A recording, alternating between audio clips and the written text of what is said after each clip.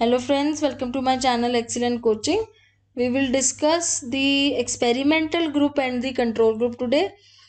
When we are doing certain experiment in psychology, sometimes what we do is we divide our group of samples into two parts, and some of the people are put into experimental group and others are put into control group.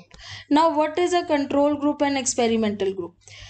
Group or participants on which you are going to treat or which you are going to expose to manipulation, they are called the experimental group. That means actually on the group on which you are performing your experiment is called the experimental group. What is a control group? Control group is the group of participants which are not manipulated, which are not exposed to any kind of treatment, and nothing is done to this particular group. Now why we are forming this group when we are not doing anything on this group?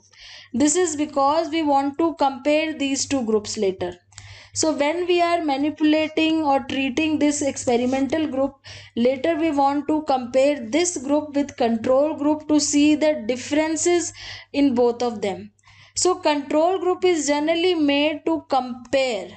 The purpose of making control group is just to compare this with the experimental group. Taking an example of students giving exam in a noisy room, we want to know whether giving exam in a noisy room causes a change in their exam scores. So here is an experimental group where students are sitting and giving exam with lot of noise in their room. Now this will be the experimental group because we are experimenting on them, right? What is a control group? Students giving exam normally without noise, like how we give in a normal way. Students giving exam without any noise. And after that, what we will do, we will compare the exam scores of experimental group with the exam scores of control group. If we found that there is a change in the performance due to noise, by comparing it with the control group, we will be able to conclude that noise can cause a change in the exam scores. That is how we are able to conclude, because here we are comparing the performance of the experimental group with the control group.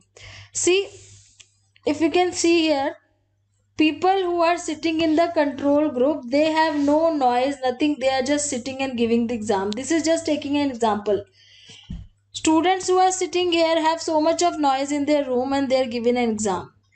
An experimenter want to know whether the noise causing any change in the exam scores. So that is why some group is also there where there is no noise, so that later on the performances of both the groups can be compared and it can be proven that noise can cause a change in the exam scores.